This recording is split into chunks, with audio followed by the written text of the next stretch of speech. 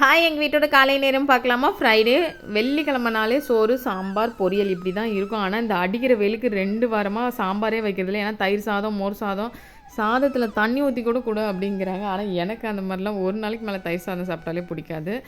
6:20க்கே எண்ணமா வெயில். எனக்கு வந்து சுடு தண்ணி, லெமன் தண்ணி, சந்தோஷ் கிஞ்செல்லாம் இடிச்சு போட்டு சுடு தண்ணி கொதிக்க வச்சாச்சு.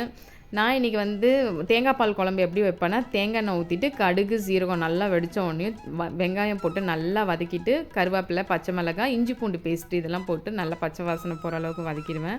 இதுக்கு வந்து தக்காளி பழம் டேஸ்ட்டு மட்டும்தான், அதனால் தக்காளி பழம் எக்ஸ்ட்ரா சேர்த்து நல்லா வதக்கிட்டு உப்பு சேர்த்து வதக்கிடுவேன். அந்த சிம்மில் வச்சு எண்ணெய்லாம் பிரிஞ்சு வர அளவுக்கு. அதுக்குள்ளே தேங்காய் பால்லாம் நான் எடுத்துட்டேன். ஃபஸ்ட்டு தேங்காய் பால், 2வது தேங்காய் பால்னு எடுக்கணும். அது மட்டும்தான் இதில் வேலை, பெரிய வேலை, வேறு எதுவுமே வேலை இருக்காது. அப்புறமா முருங்கைக்காய், நான் வந்து உருளைக்கிழங்கு, ஒரு சின்ன உருளைக்கிழங்கு தோல் சீவி அப்படியே 4ஆக கட் பண்ணி போட்டுக்கிட்டேன். ஏன்னா இதுக்கு உருளைக்கிழங்குலாம் சேர்க்க மாட்டாங்க, வெறும் முருங்கைக்காய் மட்டும்தான் போட்டு சேர்த்து வைப்பாங்க. சரி, நான் வந்து இன்றைக்கி உருளைக்கிழங்கு சேர்த்து நல்லா வதக்கிட்டு, அதுக்கப்புறம் தனி மிளகாத்தூள், தனியாத்தூள், கொஞ்சம் மஞ்சள் பொடி இதெல்லாம் சேர்த்து நல்லா வதக்கிட்டு, காய் வந்து வேகிற அளவுக்கு மட்டும்தான் தண்ணி ஊற்றிக்குவேன். நிறைய தண்ணி ஊற்றிட்டா எங்கள் வீட்டில் பிடிக்காது, அந்த தண்ணி மாதிரி இருந்தால்.